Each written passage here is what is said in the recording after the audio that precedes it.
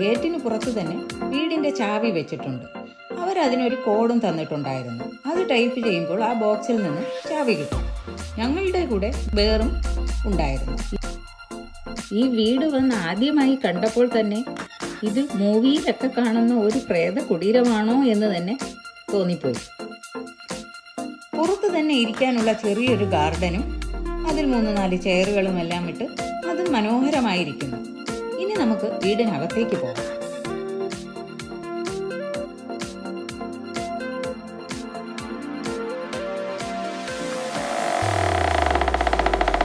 ഫ്രണ്ടിലെ വാതിലിന് തന്നെ പേടിപ്പിക്കുന്ന ഒരു സൗണ്ട് ഉണ്ടായിരുന്നു തുറക്കുമ്പോൾ.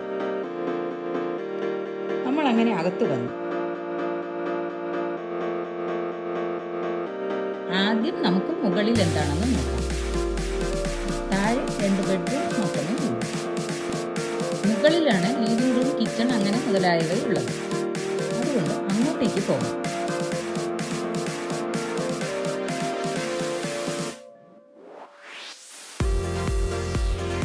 വീടിൻ്റെ ഭിത്തിയും ഓടും എല്ലാം പഴയതാണെങ്കിലും അതിൻ്റെ റൂഫ് പുതിയ തടിയെല്ലാം വെച്ച് ബലപ്പെടുത്തിയിട്ടുണ്ട്.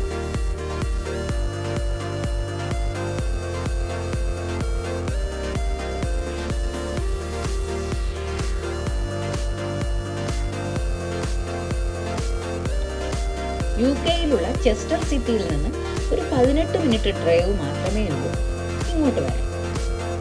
UK-യിൽ ഞാനൊരു വിസിറ്റിങ്ങിന് വന്നതാണ്. UK-കാരി അല്ലാത്തത് കൊണ്ട് എനിക്ക് കൂടുതലൊന്നും അറിയില്ല. ഫർണിച്ചറെല്ലാം പഴയ മോഡലുകളാണ്. പഴയ കെട്ടിടമാണെങ്കിലും മോഡേൺ കിച്ചണും അതിനു വേണ്ടിയുള്ള ഇന്നത്തെ എല്ലാ സംവിധാനങ്ങളും അതിലുണ്ട്.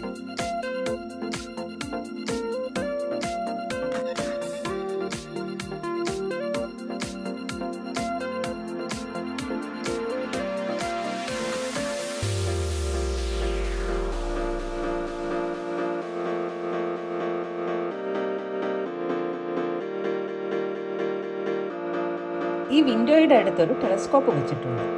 അവിടെ ഇരുന്ന് വെറുതെ നോക്കിയാൽ തന്നെ കണ്ണെത്താ ദൂരത്തോളമുള്ള പച്ചപ്പ്, പിന്നെ വീടുകൾ ധാരാളമുള്ളത് കൊണ്ട് ഏറെ ആളുകളെയും കാണാമായിരുന്നു. ഈ 2 ചെയറുകൾ കണ്ടില്ലേ? ഇത് കാണുന്നത് പോലെയല്ല, നല്ല ഭാരമുണ്ടതും.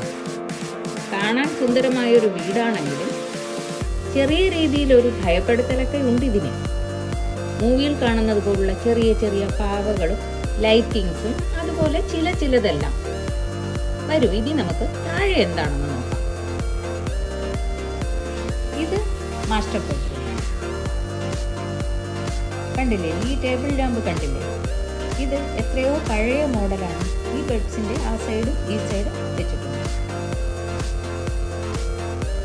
പിന്നെ ഇനി നമുക്ക് അടുത്ത ബെഡ്റൂമിൽ പോകാം. ഇത് കുട്ടികളുടെ ബെഡ്റൂമായി.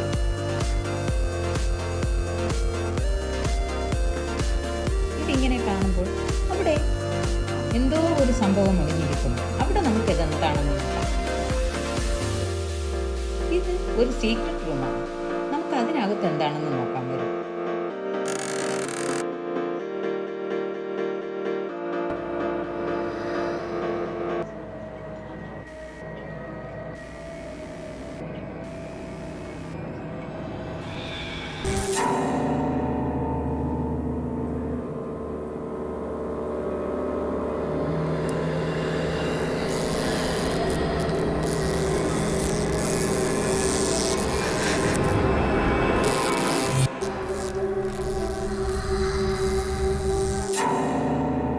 കണ്ടല്ലോ എല്ലാവരും.